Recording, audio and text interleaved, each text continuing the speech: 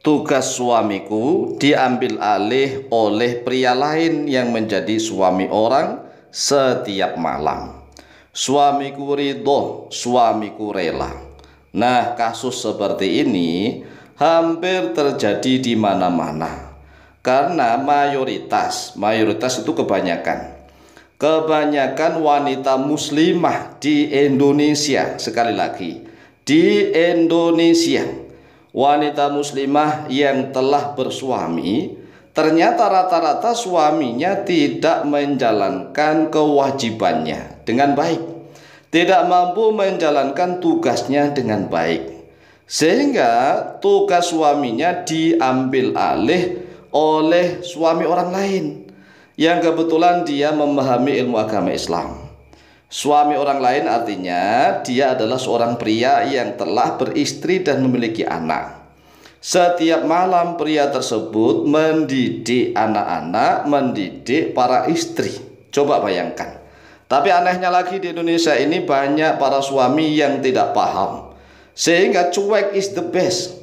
Padahal tugas setiap suami loh ya, setiap suami muslim, setiap suami yang beragama Islam adalah memberikan nafkah batiniyah, nafkah batin kepada istri dan anak-anaknya.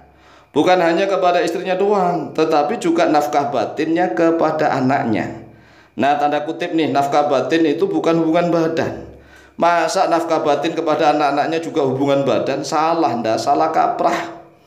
Jika tugas seorang suami yang harus memberikan nafkah batin kepada istri-istrinya dan anak-anaknya ini tidak bisa dijalankan, maka suami wajib, hukumnya wajib mendatangkan guru-guru untuk memberikan nafkah batin kepada istri dan anak-anaknya.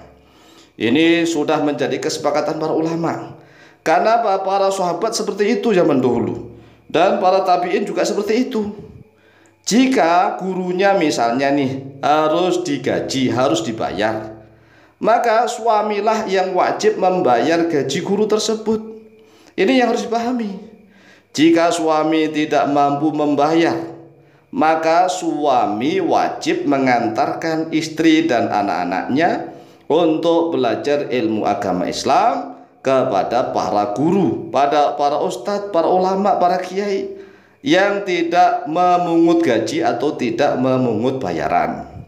Nah, jika tugas ini tidak dijalankan oleh suami, maka suami dosa besar. Suami dosa besar. Kelak di akhirat akan dimintai pertanggungjawaban. Hal ini sesuai dengan perintah Allah di dalam surat At-Tahrim ayat yang ke-6.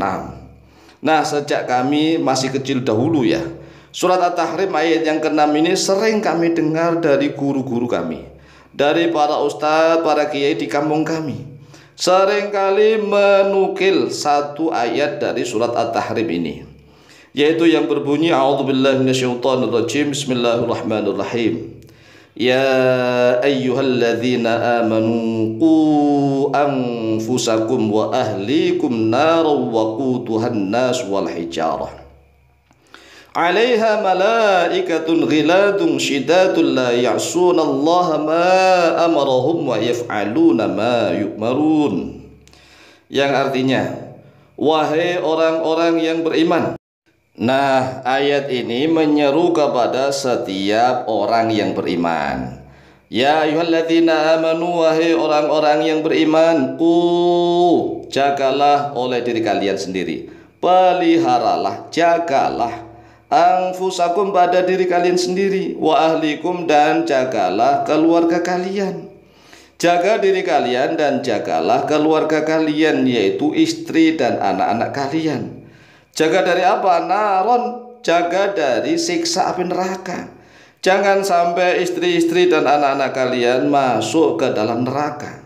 Jagalah diri kalian, jagalah istri kalian, jagalah anak-anak kalian, jangan sampai disiksa di neraka.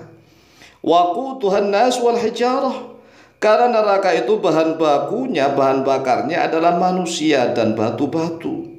'Alaiha malaikatun ghiladun syidad, Yang di atas neraka itu ada malaikat-malaikat yang sangat kasar, yang sangat keras, yang sangat kuat. La ya'sunallah, malaikat itu tidak pernah bermaksiat kepada Allah. Ma amaruhum, pada apa yang Allah perintahkan kepada para malaikat. Wa yaf'aluna ma yu'marun, dan para malaikat itu senantiasa mengerjakan apa yang diperintahkan terhadap mereka. Jadi sekali lagi bahwa setiap suami muslim memiliki tugas. Namanya tugas adalah kewajiban. Kewajiban jika dijalankan berpahala, jika ditinggalkan berdosa. Nah, anehnya di Indonesia ini banyak sekali lelaki-lelaki yang menikah dengan orang-orang yang Islam juga, dengan wanita muslimah, tetapi ngertinya hanya mencarikan nafkah lahiriah. Ngertinya itu, pahamnya hanya mencarikan nafkah lahiriah, yaitu nafkah sandang pangan papan. Untuk nafkah yang batiniah, nafkah ruhaniyah, tidak ngerti, tidak mudeng, tidak paham sama sekali. Ini kan kelak di yaumil qiyamah akan dimintai pertanggungjawaban oleh Allah Jalla Jalaluh. Dan anehnya, tatkala di kampung-kampung ada guru-guru ngaji. Namanya guru ngaji itu apalagi sudah punya istri dan anak. Guru-guru ngaji itu juga butuh memberikan nafkah kepada istri dan anak-anaknya, nafkah lahir maupun batin. Dia sudah harus mendidik istrinya sendiri, dia harus mendidik anak-anaknya sendiri, dan harus mendidik anaknya orang.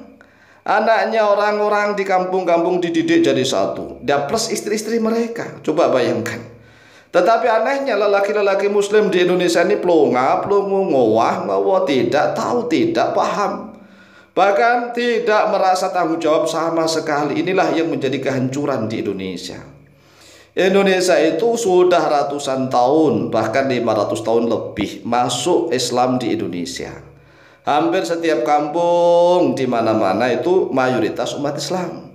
Tetapi mengapa pemahaman keislaman mereka masih di bawah standar? Ya karena itu tadi, setiap lelaki muslim setelah menikah nggak ngerti, nggak paham apa yang harus dilakukan. Bahkan anak dan istrinya ngaji di tempat para ustadz, para kiai, nggak mau tahu. Ini kan kurang ajar namanya, kurang ajar sebenarnya. Inilah yang menjadi kemunduran Islam di Indonesia. Umat Islamnya banyak, terbanyak di dunia, tetapi kualitasnya di bawah garis, di bawah standar. Oleh sebab itulah sering kami meledek ibu-ibu. Sebenarnya ibu-ibu ini kan tugas dan kewajiban yang mendidik adalah suami masing-masing. Tugas dan mendidik anak-anak juga bapak orang tuanya masing-masing. Nah, tatkala kita yang mendidik anak-anak plus istri-istrinya, ya kan, ibu-ibunya. Jadi yang ngaji itu anaknya plus ibunya. Lah suami-suami yang lain cuek is the best. Ini kan kurang ajar. Cuek is the best, nggak mau tahu. Padahal yang namanya anak-anak ngaji itu ya Masya Allah kotornya luar biasa, ramenya luar biasa. Apalagi kalau masuk kamar mandi itu kencing bareng-bareng, Masya Allah baunya pesing. Pintu sering rusak karena dipakai mainan, lampu sering rusak karena dipakai mainan, namanya anak-anak. Tetapi masyarakat sekitarnya cuek is the best. Ini kan masyarakat yang luar biasa di Indonesia itu. Oleh sebab itulah jangan berpikiran mesum saja. Sebagai seorang suami kewajibannya adalah belajar ilmu agama Islam. Setelah dia pintar agama Islam, kemudian dia berkewajiban mendidik istrinya masing-masing, berkewajiban mendidik putra-putrinya masing-masing. Begitulah.